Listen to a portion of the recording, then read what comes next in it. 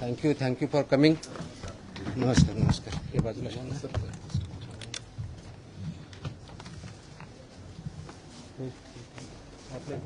थोडला बोलला तुम्ही, बसा. थोडं पाठीमाग घेऊ का? थोडं पाठीमाग सरू का?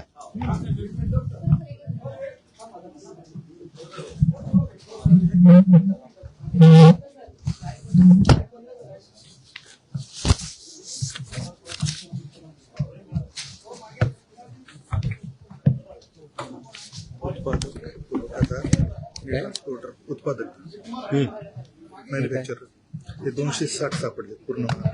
रिपीटेड कसे? नाही, वेगळे. हे पुरवठादार 248 आणि ट्रान्सपोर्टर 190, टोटल 700. कधीपर्यंतचे? हे 10 वर्षातले गेले. आणि रिपीटवाले वेगळे? रिपीट येणं हे डिव्हिजन वाईज आहे. डिव्हिजन वाईज रेट टेबल नाही झालं सर पूर्ण, पण हे कॅल्क्युलेट करून घेतलं. ठीक.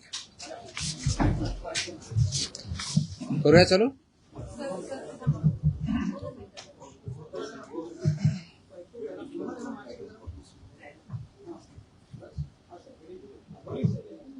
Okay. Welcome to the press conference.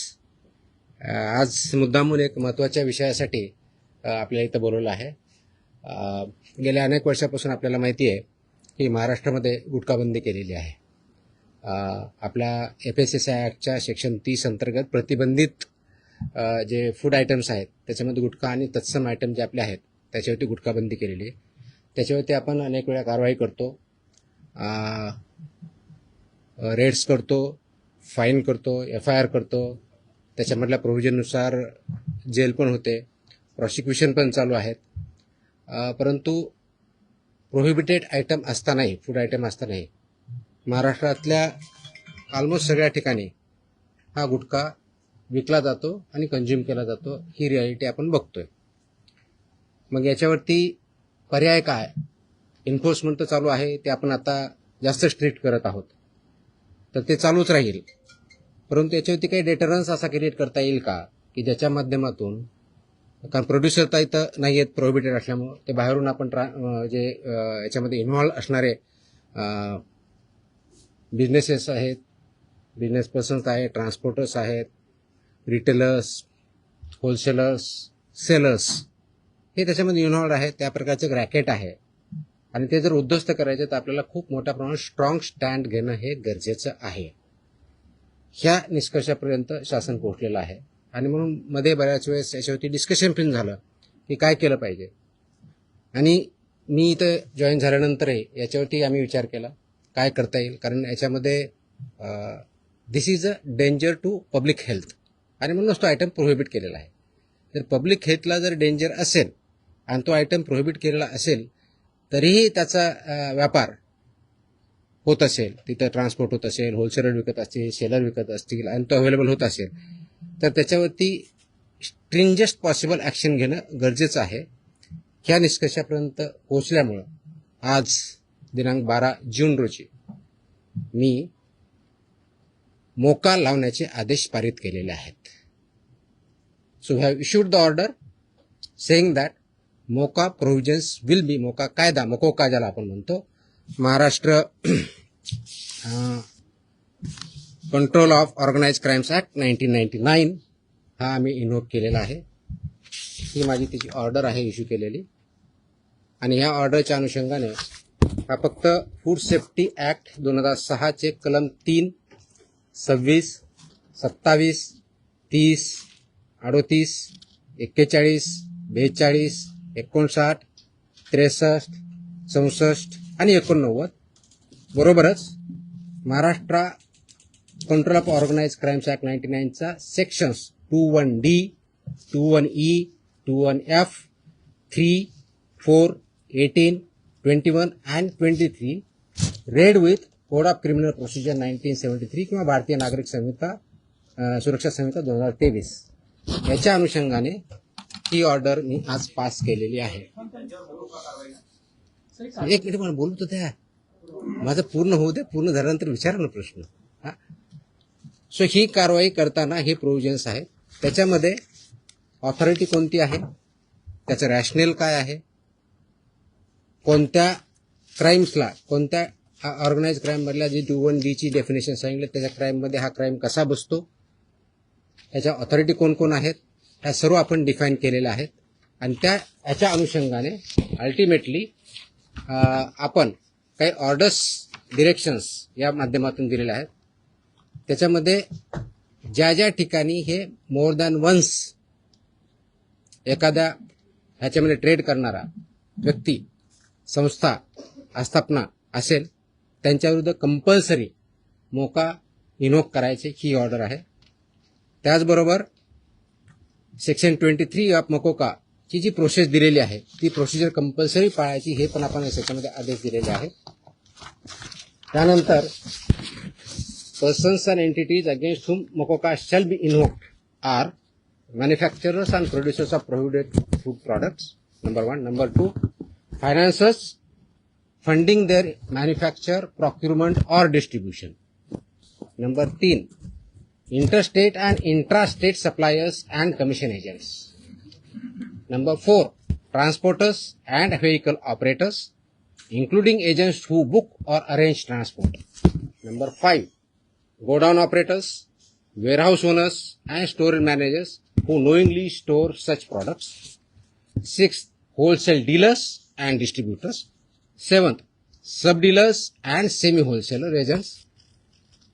8th, retail sellers forming part of an identified organized network.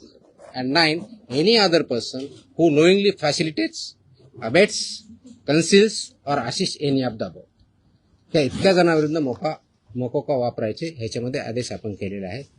त्याचबरोबर प्रिझम्पशन ऑफ एलिजिबिलिटी जी आहे ते फक्त याच्यावरती नाही तर प्रिझम्पशन ऑफ एलिजिबिलिटी हे आपण ज्यावेळेस म्हणतो की any one or more of the following is present, ते स्ट्रॉंग प्रिझम्पशन फेवर करणारं मोकोकाला हे प्रोव्हिजन वापरायचं. आणि no officer shall refrain without recording specific return reasons approved by joint commissioner. रिजनचं जे असेल त्याच्यामध्ये की इंटरस्टेट सप्लाय चेन और मॅन्युफॅक्चर नेक्सस हे आपल्याला वरती न्यायचं प्रिझम्पशन ऑफ एलिजिबिलिटीसाठी वापरायचं आहे. Clandestine godowns, fake labels, dummy firms और फॉर्ज्ड इनव्हॉइसेस याच्यासाठी सुद्धा हा वापरायचा आहे. Simultaneous seizures across multiple districts pointing to a common syndicate त्याच्यासाठी सुद्धा वापरायचं आहे.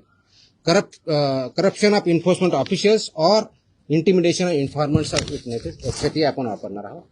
Caesar value exceeding ₹10 lakhs in a single action or ₹25 lakhs cumulatively from the same account or network, आणि financial flows indicating systematic profiteering including hawala और बेनामी channels याच्यासाठी आपण ते एस्केलेट करण्यासाठी हे सुद्धा प्रोव्हिजन त्याच्यामध्ये आपण वापरणार आहोत.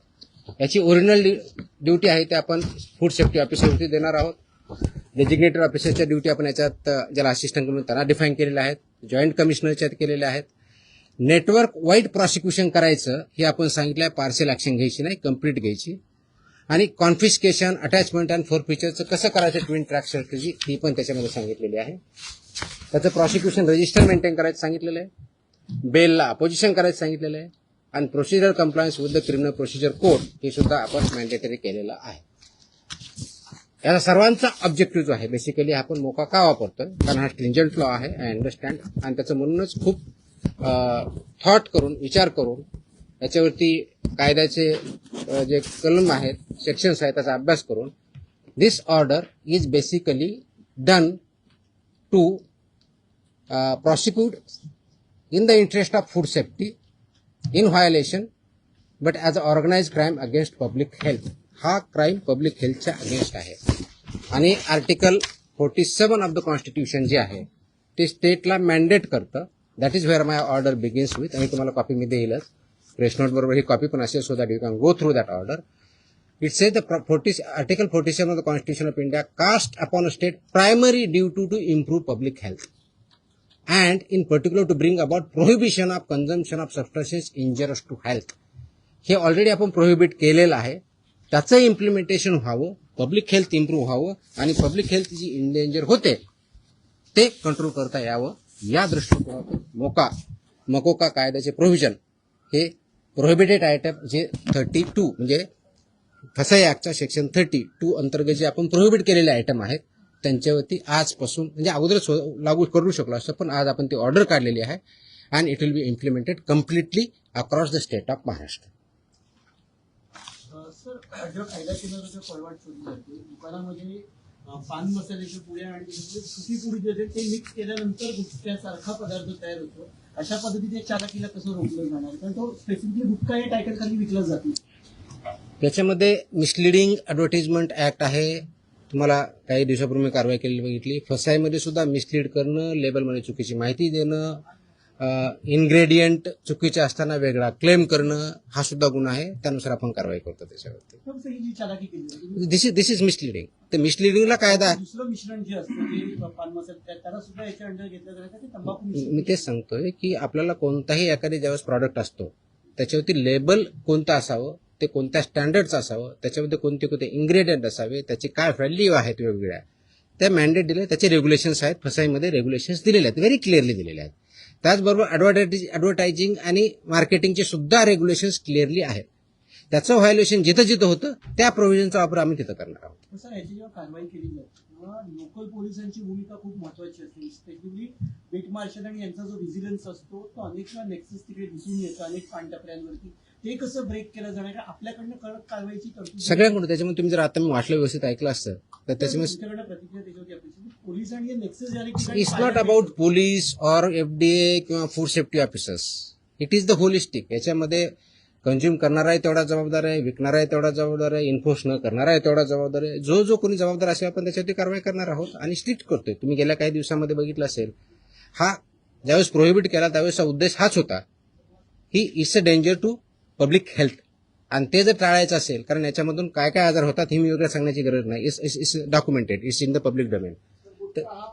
ते करण्यासाठी आपल्याला स्ट्रिंजंट ऍक्टचे प्रोव्हिजन आपण आज का इन्व्होक करतोय, कारण जेवढ्या इफेक्टिव्हली आपल्याला करायचं होतं तेवढं होऊ शकलं ना. हा डेटाच्या आधारे तुम्हाला मी डेटा सांगतो, म्हणजे जस्ट फॉर इन्फॉर्मेशन आपल्याला हा एक असेल की आतापर्यंत गेल्या 10 वर्षात ऑलमोस्ट आपण FIR किती केलेले आहेत महाराष्ट्रामध्ये. 32चा FSSAचा जो सेक्शन प्रोहिबिट केलेला आहे त्यावरती जे मॅन्युफॅक्चरर्स आहेत त्यांच्या विरुद्ध 260 मॅन्युफॅक्चरर्स FIR आहेत आपले. जे पुरवठादार आहेत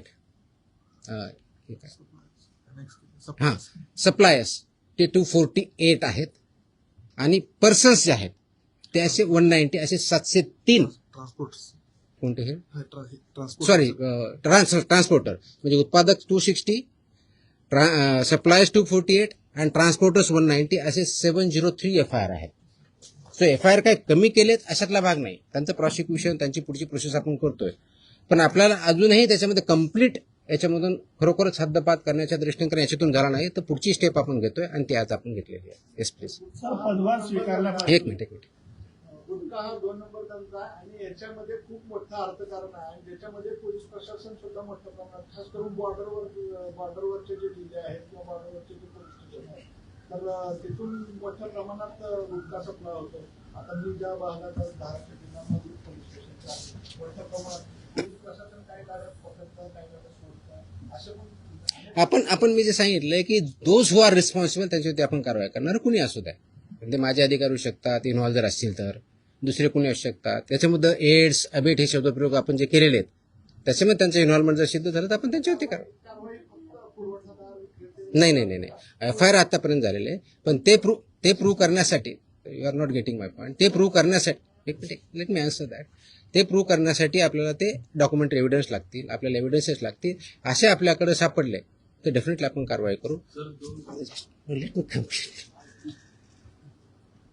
याच्यामध्ये आमचे काही अधिकारी इन्व्हॉल्व आहेत असं खूप अलिगेशन होतात, कंप्लेन येतात, आम्ही त्या व्हेरीफाय करतो.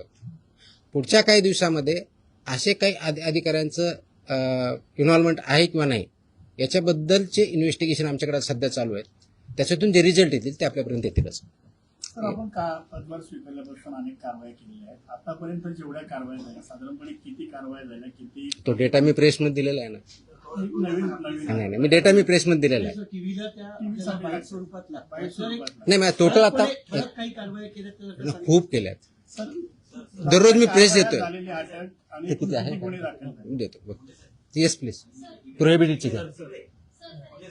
एका वेळेस एक minute. I answer every question. Let me I come to. हां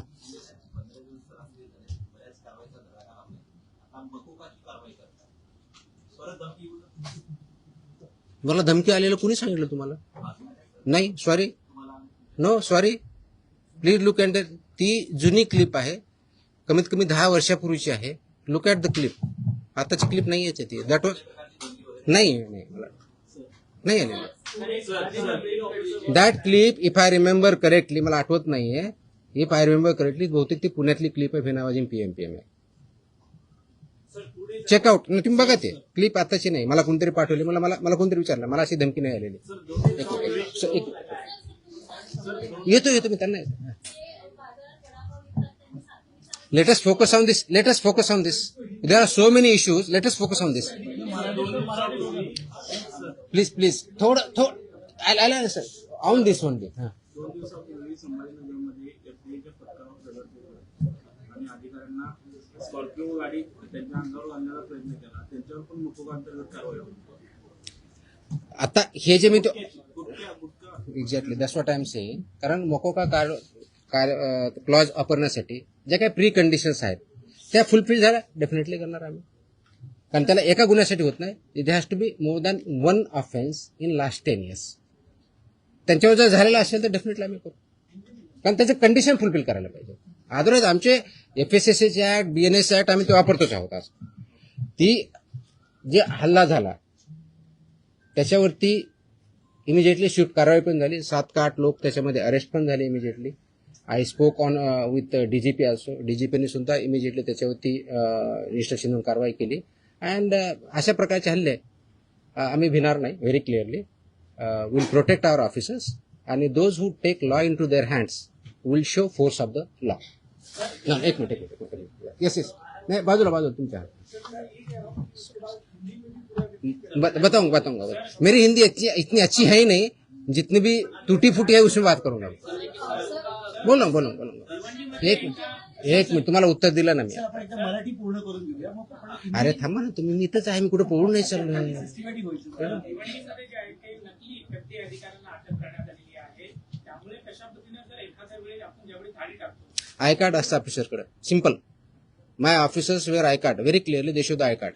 या प्रतिबंधित माल जो आहे तो बऱ्याचदा गुजरात सारख्या राज्यातून मुंबईत येतो, खास करून गुटखा असेल किंवा बऱ्याचदा भेसळयुक्त खावा देखील गुजरातवरूनच मुंबईमध्ये येतो. वाहतूक व्यवस्था करणाऱ्या अनेक लक्झरी बसेस असतात, टुरिस्ट गाड्या असतात किंवा ट्रक टेम्पो. यासाठी RTOची काही मदत वगैरे घेणार? मी आता वाचताना वाटलं इन्क्लुडिंग ट्रान्सपोर्टर्स. RTOची मदत घेणार? सगळ्या एजन्सी एकत्र काम करत असतात. त्याच्यामध्ये सगळ्याच एजन्सी काम करतात. आपण याच्यामध्ये मोकोका लावताना किंवा हे करताना इव्हन आताचे जे FIR होत आहेत त्याच्यामध्ये आपण फक्त विकणाऱ्याला करत नाही, त्याचा ट्रान्सपोर्टरला पार्टी करतोय, त्याचा डिस्ट्रीब्युटरला पार्टी करतोय, तुमच्या ओनरला. मी तुम्हाला लिस्ट पण दिली. तर इथून पुढचे आता आल्यापासून FIRचे हे it will be right from manufacturer to seller. आताही होत आहेत, अजून जास्त स्ट्रिंजंटली होतील. So they are responsible. कायद्यामध्येच व्हेरी क्लिअरली त्याच्या मेन्शन, कुठेही डाऊट नाही त्याच्याबद्दल. याच्या बाहेर नका विचारू, जो आपला विषय चालला तेवढाच विचार. नाही, संबंधित नाही, आजच्या विषयाशी संबंधित. तुकाराम मुंडे साहेब ज्या विभागाचा पदभार ग्रहण करतात तो विभाग नेहमी चर्चेत येतो, असं का होतं? त्याचं उत्तर तुम्ही द्या, मी कसं देणार आहे? आय तो काय होतो तर you are better. No, I cannot answer this. Simple. कारण काय येतो, लोक चर्चा का करतात, तुम्ही जास्त का पब्लिश करतात, का कुणी काय करतं, ह्याचं उत्तर मी नाही देऊ शकत. You have to analyse. त्याचं उत्तर मी कसं देऊ शकणार? सोशल मीडियावरती तुम्ही विचारल्यानंतर प्रचंड लोकांचा पाठिंबा we are diverting. Let us not divert. No. So हे जे विषय त्याच्यावरती आपण बोलू, बाकीचे विषय नाही. हा नाही, याच्या अगोदर फक्त हा डेटा प्रोहिबिटेड ना, प्रतिबंध. आता तुम्ही जो विचारला होता प्रश्न की मी 25 मे ते 11 जून या काळामध्ये प्रोहिबिटेडच्या बाबतीत म्हणजे प्रतिबंधित आयटमच्या बाबतीतला सांगतोय, बाकीच्या नाही सांगत आहे, कारण हा प्रोहिबिटेडचा विषय आहे. म्हणून तपासणी केलेल्या आस्थापना म्हणजे प्रोहिबिटेडच्या बाबतीत त्या 354 आहे, 354. बाकीचे असेल ना आपल्याकडे पुढचे केलेले ती पण असेल ना, तो पण मागवा ना. आणि ड्रगचे असेल तर ड्रगचं पण मागवा. त्याच्यामध्ये नाही सॉरी, प्रतिबंधित पदार्थ आढळलेल्या आस्थापनाची संख्या 344 सापडली आपल्याला. तपासणी 354 केली, 344 मध्ये फाइंड आउट झालं. जप्त साठ्याची किंमत ह्या 344 मध्ये एक किती रुपये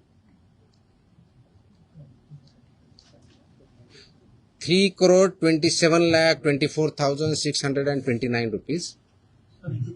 3,27,24,629 rupees.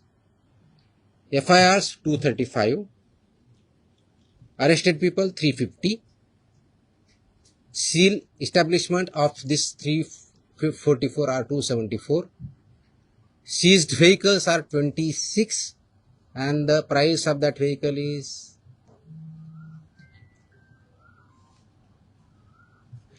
1,33,000. No, 13,39,500. No, sorry, 1,33,95,000.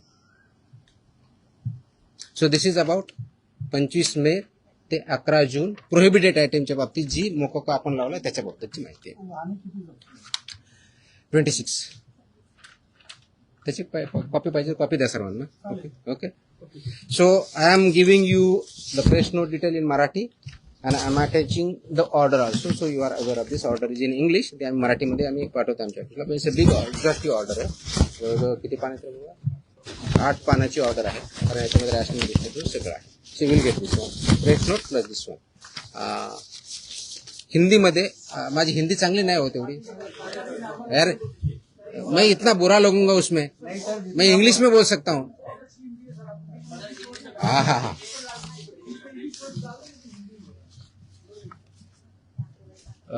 आप सब जानते हैं कि महाराष्ट्र में FSI एक्ट के तहत सेक्शन 30 के अंदर प्रोहिबिटेड आइटम्स है. जैसे कि गुटखा पान मसाला इसमें एक आइटम से प्रोहिबिटेड है.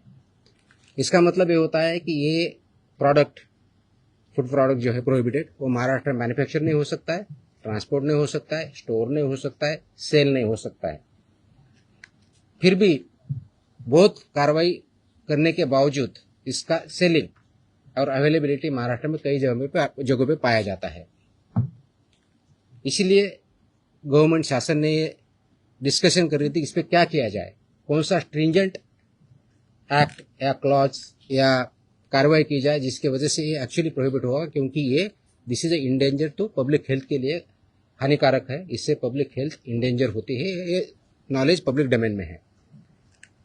तो इसके तहत आज हमने मोकोका एक्ट जो है महाराष्ट्र का, Maharashtra control of organise crime act 1999, ये इसमें इन्वोक करने का निर्णय लिया है, लागू किया है कि जो ये बिजनेस में मैन्युफैक्चरिंग करते हैं, ट्रांसपोर्ट करते हैं, सेल करते हैं, डीलर्स है, सेमी डीलर्स है, ये सबको ये प्रोविजन के अंदर अभी कार्रवाई की जाएगी. उसकी जो प्रोसीजर दी है सेक्शन 23 के अंदर मोकोका के, वो फॉलो करके ये मैंडेटरी किया गया है कि जो मोकोका के प्रोविजंस के में लायबल है वो मैंडेटरी हमारे ऑफिसर एफआईआर करते समय मोकोका का प्रोविजन एक्ट इन्वोक करेंगे और उनको पनिशमेंट करेंगे. इसका ऑब्जेक्टिव है, उद्देश्य है कि पब्लिक हेल्थ जो इंडेंजर हुई है इसकी वजह से उसको पूरा तरीके से रोका जाए. और वो जो हमने प्रोहिबिशन किया है आइटम्स में उसका अवेलेबिलिटी महाराष्ट्र में कहीं न हो और लोग उसको न खाए, जिसकी वजह से उनकी हेल्थ अच्छी रहेगी, उनका हेल्थ अच्छे रहने की वजह से उनका प्रोडक्टिविटी अच्छी रहेगी और जो ह्यूमन डेवलपमेंट है, ह्यूमन ग्रोथ है, उसको भी अच्छी तरह से हो जाएगा. इसीलिए ये प्रोविजन आज हमने इन्वोक किया है. इसका ऑर्डर हमने आज as a commissioner food safety Maharashtra बोल के इश्यू किया है और ये लागू हो रहा है और ये सब स्ट्रिक्टली आगे इम्प्लीमेंट होगा. अब तक का लास्ट 10 साल में जो मैन्युफैक्चरर्स है उनके खिलाफ 260 एफआईआर हुए हैं, जो सप्लायर्स है 248 एफआईआर हुए हैं, जो ट्रांसपोर्टर्स है 190, ऐसी 703 एफआईआर भी हो चुके हैं. इसका डेटा हमने मांगा है, उसका एनालिसिस भी चल रहा है. तो मेरी ये सुझाव है, वार्निंग है, those who are involve in this business, इधर मैन्युफैक्चरर और ट्रांसपोर्टर्स और सेलर्स और डीलर्स और सेमी डीलर्स, ये महाराष्ट्र में आप काम बंद कीजिए. नहीं तो ये कानून के हिसाब आपको कड़ी से कड़ी आपको सजा इसमें पता है वो दिया है, इसी शासन सजा देंगे, प्रोसिक्यूट करेंगे और हम महाराष्ट्र जो प्रोहिबिटेड आइटम है उसमें नहीं मिलने देंगे. किस किस के तहत खिलाफ कार्रवाई ये जो हमने बताया कि इसमें कौन कौन आता है, तो इसमें मैन्युफैक्चरर आएंगे, manufacturer end producers of prohibited items, financiers funding जो करते हैं मैन्युफैक्चर के लिए या प्रोक्यूरमेंट के लिए या डिस्ट्रीब्यूशन के लिए, वो भी आएंगे।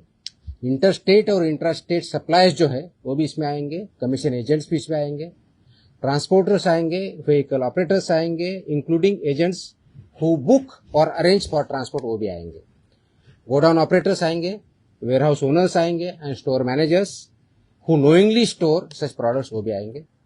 होलसेल डीलर्स एंड डिस्ट्रीब्यूटर्स भी आएंगे, sub dealers and semi wholesalers भी आएंगे, एजेंट्स भी आएंगे, retail sellers forming part of an identified organise network भी आएंगे, और एनी अदर पर्सन नोइंगली, जानबूझ के उसको अबेट करता है, इंफॉर्मेशन कंसील करता है या असिस्ट करता है, ये सब कुछ चला के लगेगा। सेलर है,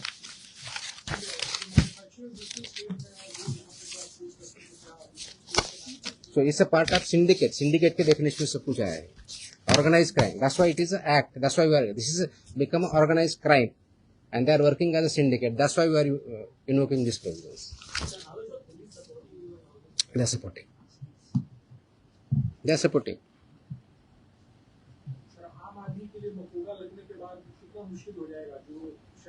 आम आदमी को क्यों मुश्किल होगा? आम आदमी बिजनेस में नहीं है ना।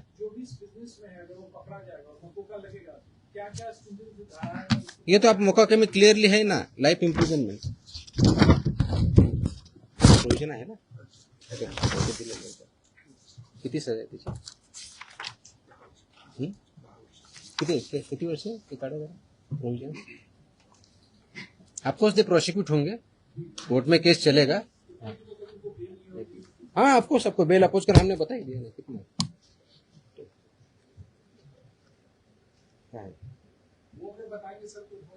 नहीं वो तो फुटे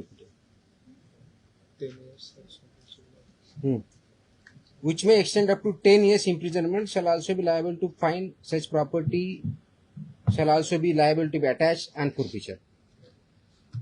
और रिपीट है तो उसका फिर और बताए, यहाँ इम्प्रिजनमेंट प्रॉपर्टी भी सीज होगी। नाही हे विषय संपवल्यानंतर आपण दुसरा आता, ठीक आहे। तुमचे प्रश्न संपत नसतात कधी, मला माहिती आहे। आय थिंक झालं ना आता हिंदीमध्ये। हा येतो एक विषय संपला, आता हा विषय संपवत आपण। माझी अशी अपेक्षा आहे आपल्याकडून, प्लीज याला चांगली पब्लिसिटी द्या। This is in the interest of state of Maharashtra, is very very crucial, very very crucial. Many people have fallen prey to this, so we need to save our people. We need to work. That's a public health hazard, and we have to eliminate it. Absolutely clear. So इसीलिए मुझे ये publicity जितनी ज़्यादा दे सकते हो वो दे दो. That is my request. Dairy ओनर्सची आणि मॅन्युफॅक्चर म्हणजे मिल्क अँड मिल्क प्रॉडक्ट्स याच्यामध्ये आज मीटिंग मी सगळ्यांची बोलवली होती. उद्देश हा होता की डेअरी सेक्टरमध्ये जे फसाईचे रेग्युलेशन्स आहेत, स्टँडर्ड्स आहेत, म्हणजे सगळ्या सेक्टरमध्ये आहेत, त्याच्यामध्ये डेअरीचे पर्टिक्युलरली बोलवली होती, कारण तो खूप मोठा इश्यू आहे, अनेक वर्षापासून आहे. अत्यंत चांगले लोक काम करणारे त्याच्यात आहेत आणि काही त्याच्यामध्ये चुकीचं काम करणारे पण आहेत. आणि म्हणून FDA म्हणून आम्ही काय कारवाई करणार as a regulator. FDA is a regulator आणि फूडच्या बाबतीत म्हणलं फूड कमिशनर स्टेट म्हणून आम्ही रेग्युलेट करतो जे फसाईचे नॉर्म्स आहेत. कारण फसाई ॲक्ट हा 2006ला आला, त्याचे रूल्स 2011ला झाले आणि 2011 पासून आतापर्यंत वेगवेगळे रेग्युलेशन किंवा स्टँडर्ड्स फसाईने डिक्लेअर केलेले आहेत. ते मॅन्डेटरी आहे सर्वांवरती. जे जे फूड बिझनेसेसमध्ये आहे, ज्याला आपण FBO म्हणतो, फूड बिझनेस ऑपरेटर, ते रजिस्टर्ड असणं हा भाग वेगळा आहे.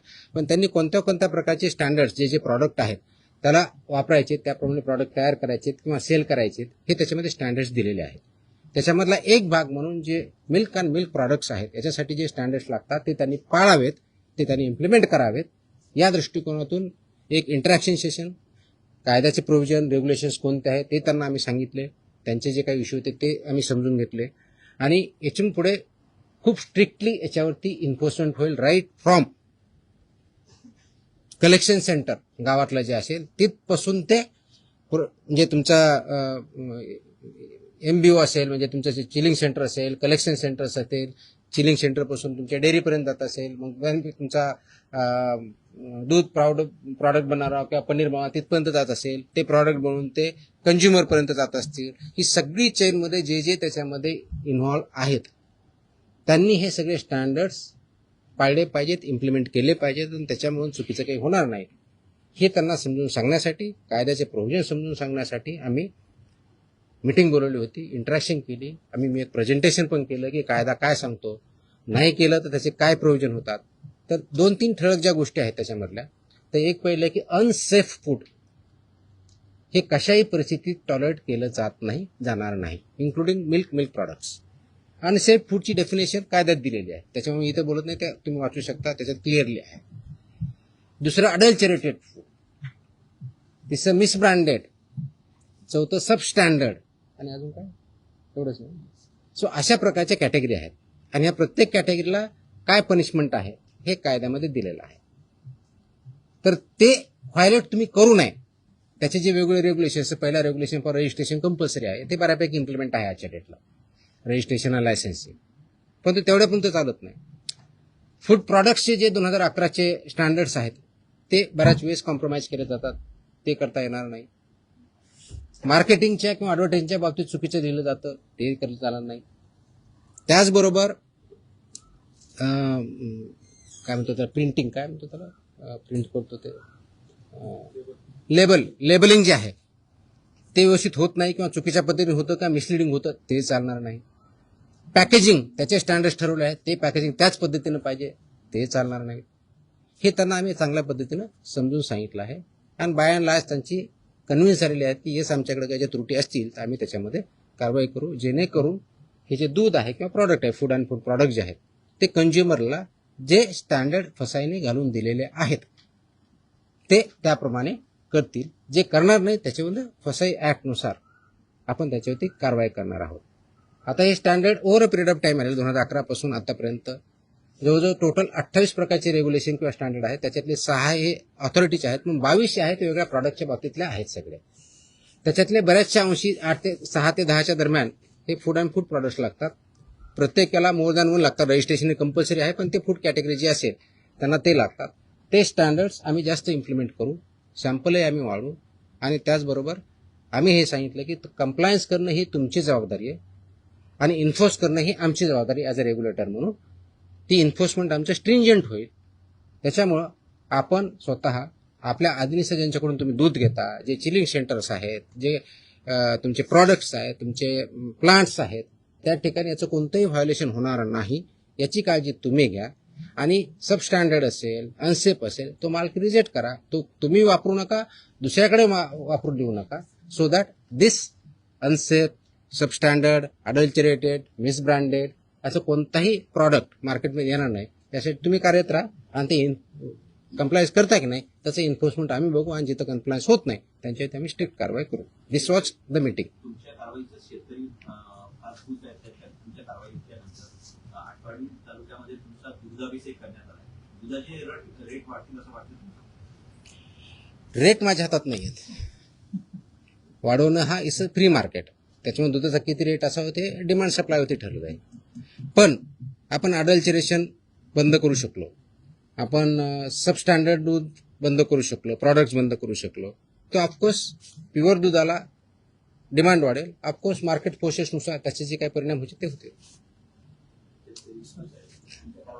आतापर्यंत ज्या कारवाया झाल्या, अनेक जप्त केलेला माल आहे तो टेस्टिंगसाठी पाठवण्यात आलेला आहे. किती अहवाल येणे बाकी आहे? आता खास करून दूध किंवा दुग्धजन्य पदार्थ यांचे लवकर नाशवंत होतात, त्याची आम्ही काळजी घेत आहोत. त्याचे जे पिरियड दिलेला आहे, ड्रगच्या बाबतीत 60 दिवसाचा असतो, फूडच्या बाबतीत 14 दिवसाचा असतो, त्या वेळेतच येथील आम्ही इन्श्युअर करतोय. त्याची सुद्धा मी आढावा घेतलेला आहे. आपल्याकडं 3 ठिकाणी आपल्या स्वतःच्या लॅब आहे. पुण्याला आपली हेल्थ डिपार्टमेंटची ऑलरेडी लॅब आहे, प्लस मुंबईमध्ये BMCची लॅब आहे, प्लस गव्हर्नमेंट ऑफ इंडियाच्या फसाच्या PPP वरती लॅब आहेत. त्याच्यामुळे आपण ते सॅम्पल वेळेत कसे होतील याची आपण काळजी घेत आहोत. मनुष्यबळा संदर्भात देखील मागे एकदा भरपूर एकाच दिवशी सगळं तुम्हाला परत प्रश्न यायचं नाही का असं सांगा, मी सांगू शकतो. नाही रोज तर नाही शक्य, पण इन बिटवीन आपण भेटत जाऊ. 100 नहीं इसमें वो प्रोहिबिटेड आइटम के लिए है. विल एज आई टेल ना, इसमें रिपीट ऑफिसेस कितने हैं, क्या है, हम देखेंगे. Will examine everything. We have collected data, we have started work on that. ये एक दिन का ऑर्डर नहीं है. It has lot of thought has gone into it. जो कंडीशन में अगर फुलफिल करता है डेफिनेटली, इसीलिए मैंने मैंडेटरी किया है ना उसको. या सरकारी रुग्णालयांना पुण्यातील आणि पिंपरी चिंचवड मधील रुग्णालयांना हिंदुस्तान अँटीबायोटिक्स कंपनीमधून औषध निर्मिती थांबवण्याचा निर्णय आपल्या विभागाने घेतला आणि औषध निर्मितीमध्ये त्रुटी आढळल्याने हॉस्पिटल औषध निर्मिती. हॉस्पिटलमध्ये जे इंजेक्शन आणि सलाईन पुरवठा करतात ना, हां, त्या पुण्यातील आणि पिंपरी चिंचवड मधील हिंदुस्तान अँटीबायोटिक कंपनीमध्ये औषध निर्मिती थांबवण्याचा निर्णय घेतला होता, असा यांनी बजावला. कुणी? म्हणजे आपल्या विभागाने. कुठे एक कॉपी होती. प्रश्न आला मला. नाही, तुम्ही प्रश्न असा अझम्पशनवर प्रश्न नका ना विचारू. असा अझम्पशनवर प्रश्न नका विचारू. तुमचा काय फॅक्ट्स काय ते सांगा. मग अशा आदेश बाजूला असा प्रश्न आला तर कुणी आदेश बरोबर हे तर पाहिजे, माहित पाहिजे. औषध निर्मितीमध्ये त्रुटी आढळल्याने शोकॉज नोटीस बजावण्यात आली. प्लीज आता थोडंसं तुम्हाला समजून सांगतो. कंटेक्स्ट मध्ये मी त्या स्पेसिफिक केसबद्दल बोलत नाही, कारण तुम्ही स्पेसिफिक प्रश्न विचारत नाही. मी तुम्हाला जनरल सांगतो. काय असतं की मार्केटमध्ये जे आपले ड्रग्ज असतात, म्हणजे मेडिसिन्स असतात, त्यांचं आम्ही चेकिंग करत असतो. चेकिंग करताना परत सबस्टँडर्ड, अडल्चरेटेड आणि याच्यामध्ये ड्रगमध्ये एक कॅटेगरी आहे स्प्युरियस किंवा मिसब्रँडेड, या प्रकारचे आढळले तर त्याला पनिशमेंट ड्रग्ज अँड कंट्रोल ॲक्टनुसार आम्ही करतो. अशा जर काही कॅटेगरी आढळल्या असते आमच्या याच्यामध्ये तर there is a provision called recall order म्हणतात त्याला, आणि स्टेट ड्रग कंट्रोलर ते करत असतो. ती प्रोसेस आम्ही चालू केलेली आहे. म्हणजे आम्ही कुठं आम्हाला कंप्लेंट आले, मी व्हेरीफाय केलं, आम्हाला वाटलं, आम्ही सॅम्पल घेतले, त्याच्यातून आम्हाला ह्या 4 कॅटेगरीपैकी जी कोणती आलेली आहे तर तो प्रॉडक्ट मार्केटमधून, फक्त हॉस्पिटलमधून नव्हे, मार्केटमधून आम्ही रिकॉल करतो. त्या कंपनीला सांगतो आणि त्याची मी पब्लिसिटी पण करतो. तर तशा प्रकारच्या ऑर्डर आम्ही ज्या केसेसमध्ये आम्ही ते recall order drug control, state drug controller who sitting here, म्हणजे इथं जे आपण जॉईंट कमिशनर ड्रग HQ म्हणतो, he is a state drug controller, तर त्यांच्या मार्फत इश्यू करतो आणि ते कंप्लाय करतो. पर्पज असा असतो त्याच्या पाठीमागचं की जे हे चुकीचं आहे तर ते कंझ्युम होऊ नये, म्हणून ते रिकॉल ऑर्डर असते. आणि बाकीचे प्रोव्हिजन ज्याप्रमाणे FIR करून किंवा जे काय प्रॉसिक्युशन करायचे त्या कंपनीवर आम्ही करत असतो. तर अशा आमच्या पुण्यातले जे एक आम्ही हे केलेलं आहे, कोणते ते हां, पुण्यामध्ये शेड्यूल H मधले औषधे जप्त केले होते 11.19 लाखाचे. That is Cipla company. तर त्याची तिथल्या लोकलने केली, पण इथून आमची ऑर्डर आज 1-2 दिवसामध्ये रिकॉलची जाईल. त्याच्यामुळे ते प्रॉडक्ट जे असतील ते पूर्ण मार्केटमधून पूर्ण अक्रॉस कुठे असू द्या, इंडियामधले कुठे असू द्या, ते रिकॉल होतील. तसेच बाकीच्याही गोष्टीवर आम्ही कारवाई केली. That is the provision you should understand. हे रिकॉल ऑर्डर असते. It's a standard procedure as per the drug control act 1940 आणि त्याच्या अंतर्गत 1945 ची स्टँडर्ड प्रोसिजर आहे. वी आर फॉलोइंग इट ना. कदाचित अगोदर होत नव्हती, नाही माहीत, मला माहीत नाही, but will follow it so that public हेल्थला त्याच्यातून डेंजर राहणार नाही. आणि ऑफकोर्स ज्यांनी प्रोड्यूस केलेलं आहे, जे सेल करतात, त्यांच्यावरती नियमानुसार आपले कारवाई. ओके, बिफोर यू फॉरगेट, एक लास्ट अजून एक आदेश मी आज पारित केलेला आहे. हा आदेश आहे ड्रग्ज, म्हणजे माझ्याकडे 2 सेक्शन, एक फूड आहे आणि एक ड्रग आहे. हा आदेश आहे की बऱ्याच ठिकाणी आमच्याकडे कंप्लेन येतात, माहिती भेटते की हॉस्पिटलमध्ये कुणी पेशंट ॲडमिट जर असेल आणि त्याला जे काही औषधी लागत असतील तर ते त्यांच्याच फार्मसीमधून घ्यायचे, अशा काही कंप्लेंट असतात आमच्याकडे. By law they cannot force any hospital तिथूनच घ्यायचं मॅन्डेट नाही आहे. त्याचे आदेश आम्ही जारी केलेले आहेत. आदेश त्याची पाहिजे तर कॉपी आम्ही प्रेस कदाचित उद्या दिली का त्या, पण माहितीसाठी म्हणून देतोय की ऑलरेडी केले की असं त्यांना करता येत नाही. कोणत्याही पेशंटला जर बाहेरून आणायचं हा त्यांचा चॉईस आहे. यू कॅनॉट फोर्स एनीबडी की तुमच्याच फार्मसीमधून किंवा ह्याच फार्मसीमधून किंवा त्याच फार्मसीमधून घ्या, हे तुम्ही पेशंटला फोर्स करू शकत नाही. हे आम्ही सगळ्यांना ऑर्डर काढलेली आहे आणि इट विल बी इन्फोर्स्ड, कारण तो सिटिझन्सचा किंवा पेशंटचा राईट आहे कुठून परचेस करायचा. त्यांना तुम्हाला प्रिस्क्रिप्शन द्यावं लागेल. प्रिस्क्रिप्शन दिल्यानंतर त्यांना जिथून आणायचे तिथून आणतील. त्याच्यामुळे यू कॅनॉट फोर्स की तुमच्याच फार्मसीमध्ये घ्यावा. तो पण आदेश आज आम्ही पारित केलेला आहे. जर डॉक्टरने देऊन दिलं प्रिस्क्रिप्शन, तो त्याच्यात जो प्रिस्क्रिप्शन किंवा पुढे जे काही घेऊन देईल ते फक्त त्याच्याच मेडिकलमध्ये अवेलेबल असतं. जर दुसरीकडे घ्यायला लागला तर तिथं उपलब्ध नसतं. असं का बरं होईल? असं हो सर आहे. हो सर आहे.